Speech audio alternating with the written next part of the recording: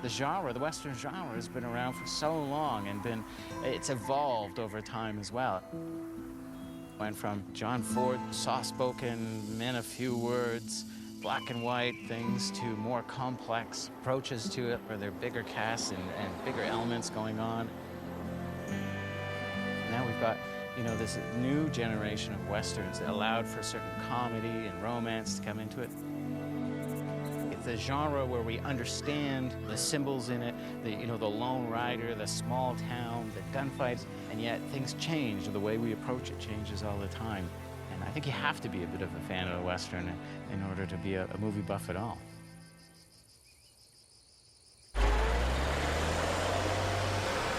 And here we are.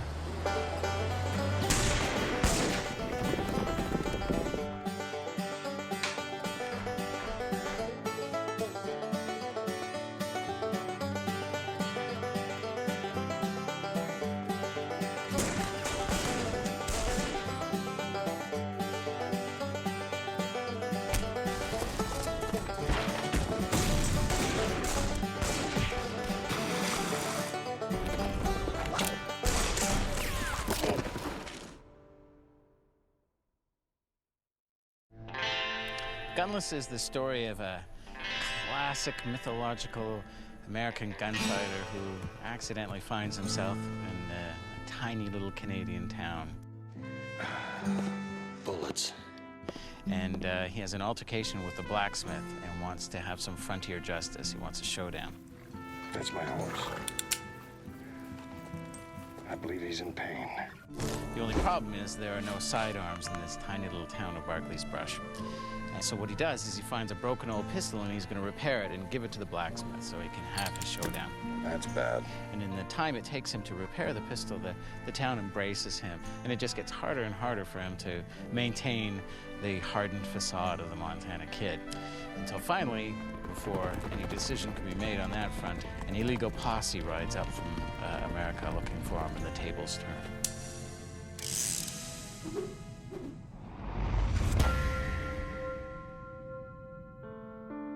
I've always loved Westerns, and I thought a Canadian Western would be great fun, but I wanted to maintain a lot of that iconography that is part of what we understand to be a Western. And by putting these elements together, it almost seemed natural that it would turn into somewhat of a comedy.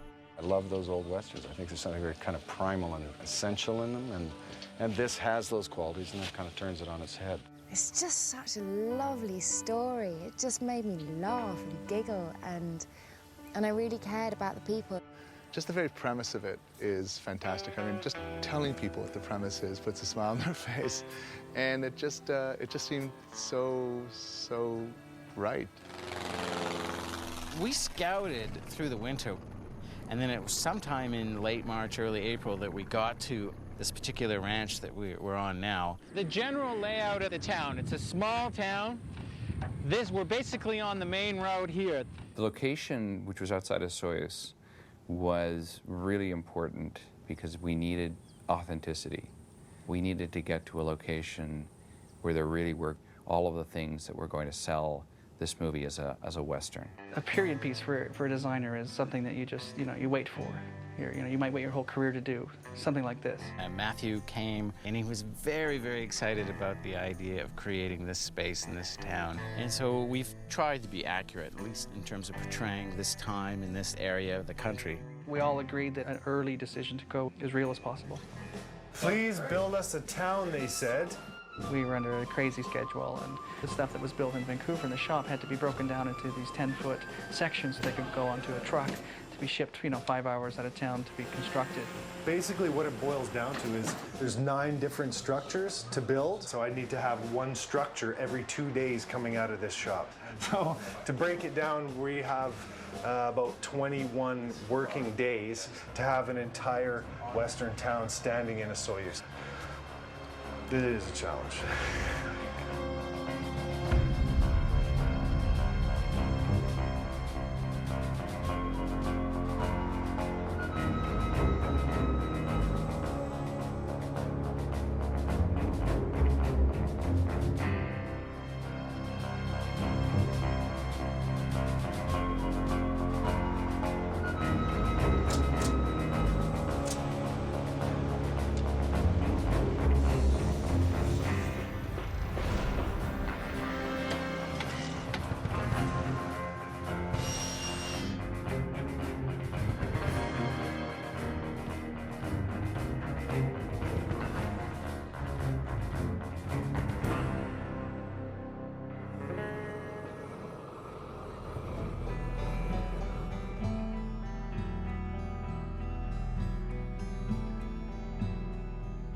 With set dressing, I mean, everything, you know, the big question was always, you know, is this period appropriate? And you have to ask yourself that question on everything from, you know, the knife at dinner to the windows in the buildings and stuff. And I think we've really, you know, given it a sense of authenticity, a sense of where. And by putting these elements together, I think the town is as much a star in the film as anybody else.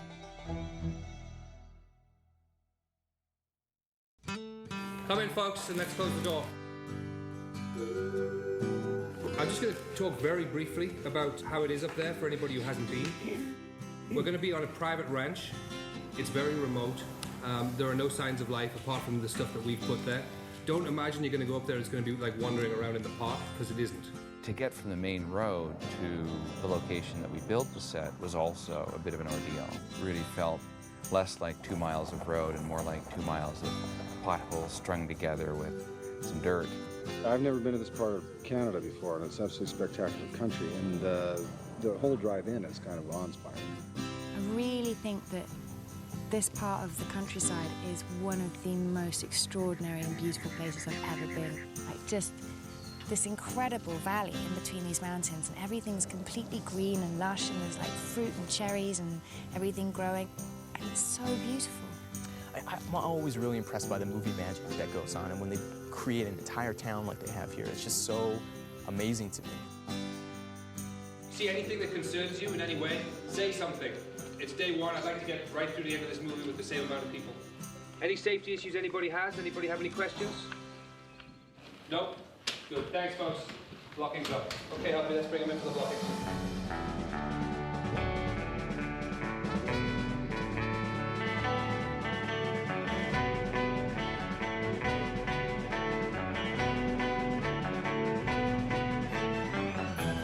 Our goal in this film is to capture visually and in our story and with the way we're putting costumes on people, we want to make it look like a classic Western. We were trying to capture those elements, cinematic elements, so that we could then kind of play with the story and make it funny. We're sort of shooting it in style which is a bit more like an older Western, which tends to rely on slightly wider shots, not a lot of close-ups. A lot of the shots have been designed beforehand, that there are certain things we wanted to capture in a certain way. And there are also moments on the day that you want to be open to. You don't want to get locked into storyboards or shot lists. Things change, circumstances change, lines change, you're not in the environment you thought you were going to be in. But occasionally, there are no compromises, that it's exactly like you imagined it would be. That's really spectacular. Great. Yeah. It was really important to have someone with a really significant presence to play the Montana Kid. And Paul embodied that Clint Eastwood bigness.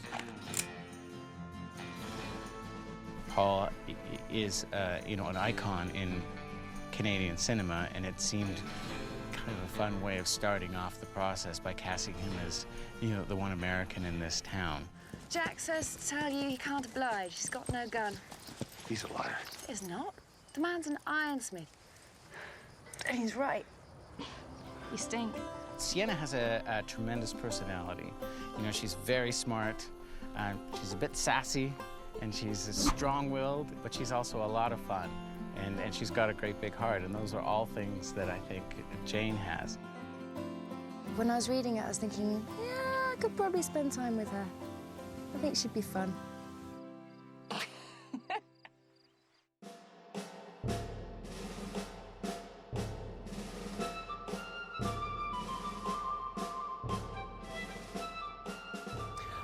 The cool thing about Kent is that he's this ambitious young officer who's trying really hard to be a man, but it's quite clear to everyone, I think, but him, that he is far from being a man. I don't know why they cast me in that role. Aren't you looking right regal? You know, it's a particular breed of man who can carry off an outfit like that. Huh. It just made me laugh. He was in a red uniform, dressed up as a Mountie.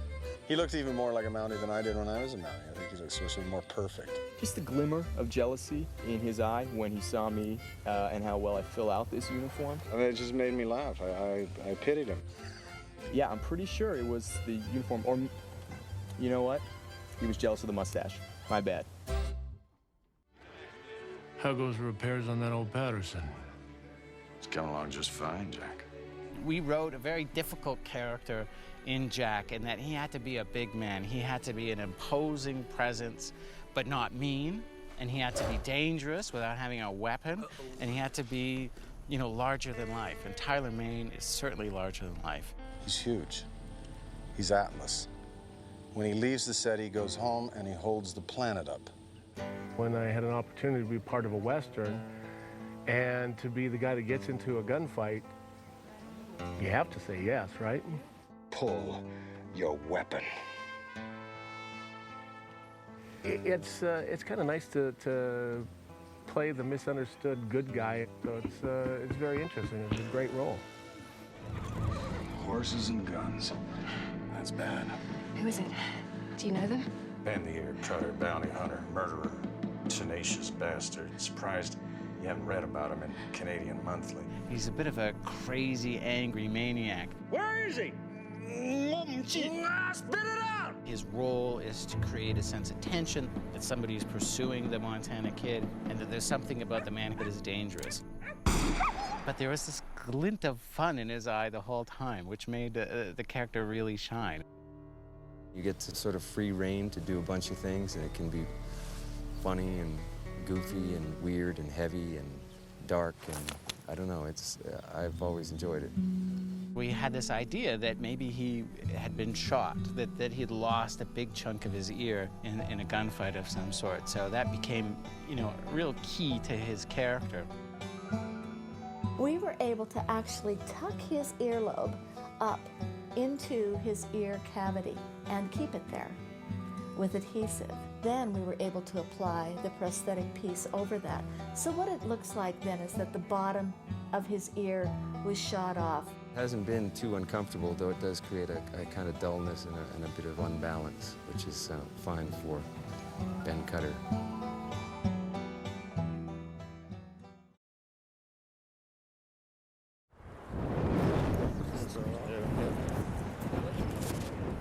Did I mention the dust?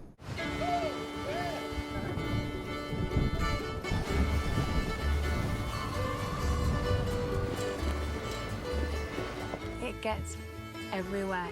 In your eyes, and in your ears, and down your top, and up your bum, and everywhere. You just get covered in this layer of grime. We pull things out of our nose at the end of the day that just seem inconceivable that they could be in there, you know? Like, oh my God, it's the map of Belize. It shut production down a couple of times. It's been wild. When Twister comes, it's like the whole town gets swept up in this sandstorm. I saw a house fly by with a girl and a little dog. Little white She have red shoes? Huh? I know that girl. Red shoes? I understand why cowboys wear bandanas now. They're not for show. When there's a dust storm and you're sitting under, you know, blazing sun all day long, you need it to survive. Nothing like getting a mouthful of dust and dirt all over you at the end of the day to feel like you're in the Old West. You wanted to do a Western. She's coming out with her gun as well, and there's this very lovely standoff that happens with the Montana kid with his past on one side and his future on the other. Wow. Thank you very much. I know, I wrote that down. Ready, and action! Well, that's the funny thing about this film. It's called Gunless, but there are a lot of guns on set.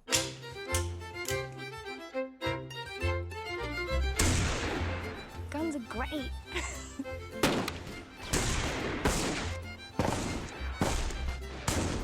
God, it's fun. It's like being a kid again. Funny thing about a Western, any actor you get on a set, be it Robert Duvall, Kevin Costner, Brad Pitt, as soon as you give them a gun belt and a single action pistol, suddenly they're 12 years old. Cut! Now you're getting in the spirit. In Paul's case, he has to spin, he has to be a gunfighter, has to be a quick draw, he has to be able to spin it into his holster, spin it out of his holster. Which, as it turns out, isn't all that easy. It might be easy for other people, but I'm rather slow with these things. I'm hopeless with props.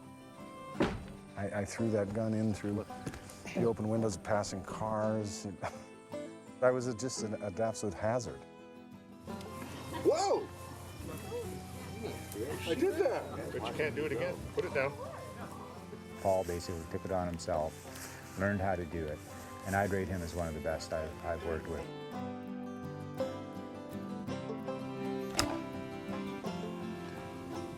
Gunfighter.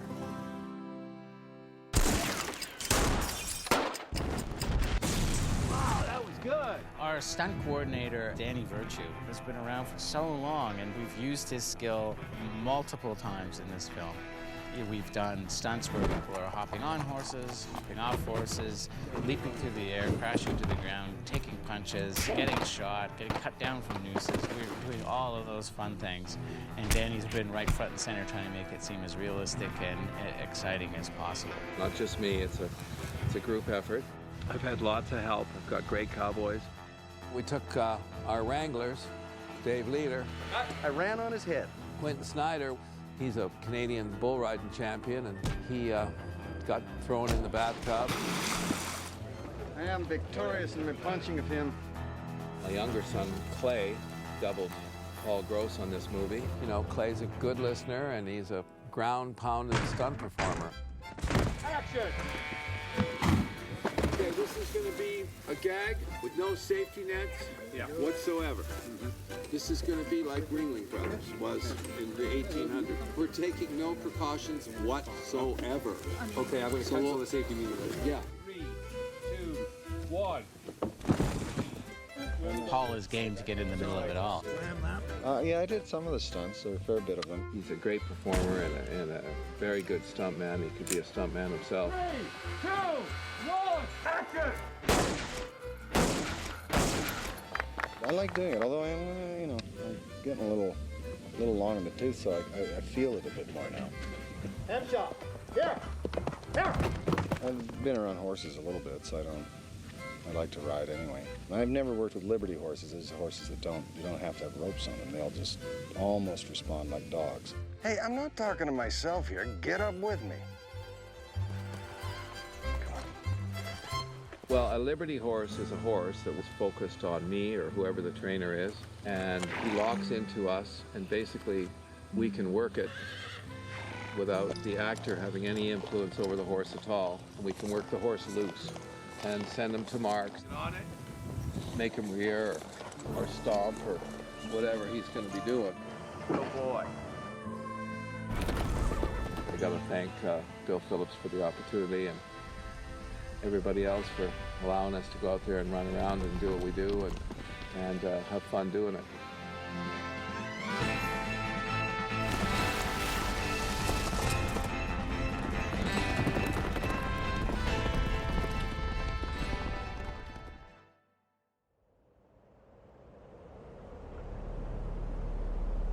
As we take a look at the forecast for today, looks like we're going to see some heavy rain moving along with this low pressure system with the possibility of some thunderstorms. Certainly for a very small film that's very tightly budgeted, the actual day-to-day shooting is very, very tight and there's not a lot of leeway.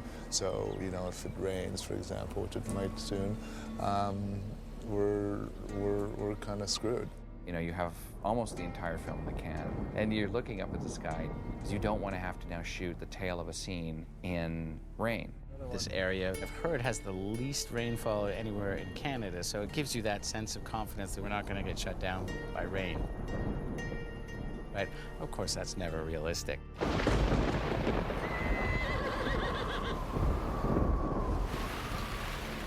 It's a plot element. It's not just we'd like it to be sunny. In the script, it's hot and sunny, it's dry, she's building a windmill, we can't have it pouring rain when the kid rides into town, no matter what. Because you've already established the scene, your heart sinks. You just start to pray.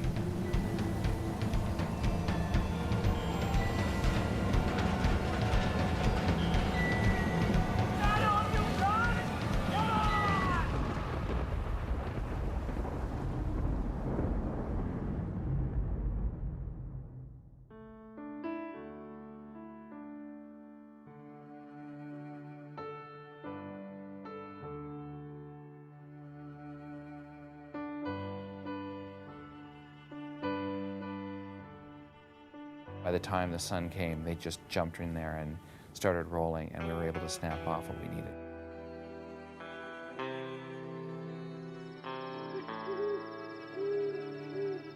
Even over the last few days when we were pushing really hard, like you have to do in every Canadian film as you get near the end and you realize you don't have enough time and enough resources. I think everybody was really proud that they were working on a Canadian film, and just, well, the crew was terrific. It was fantastic. Thanks, everybody. We're wrapped. It was just a really positive attitude, just to get it done and get through it. We did it in 25 days, and it's, you know, it's no mean feat. So I'm very pleased. For me, I hope the audience takes it in the way I intended, which is, you know, a slice of entertainment with what I hope to be a coy sense of humor. I hope they want to live in Barclay's Brush, or think they would have wanted to live in Barclay's Brush. Everyone was really excited to be doing it, cast and crew. It's raised everyone's game because everybody has wanted to do their best work for this so that the production would possibly live up to the potential that we all feel it has. It's been a tough project in a lot of ways, but it's been fun as well. It was one of the best experiences I've had in 30 years. To be able to do a period piece like this is just fantastic, and just see how it was back then and how tough things were. I was really, really impressed, and I hope that it translates on film. I have no doubt that it will, and it feels very Western-y, very wild Western-y. So, no, it's really cool, really, really cool. It's the kind of show where there's a camaraderie and a fun that's not, it doesn't happen on every show. You're amazing. You really did a super job. I'm really sad that it's over. The most awesome people, and every single person on this crew has just been brilliant to work with.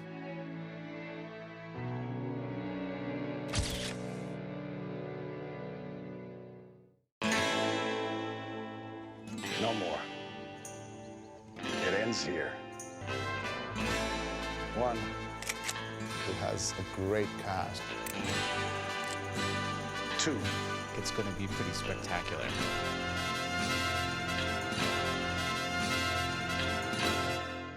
3.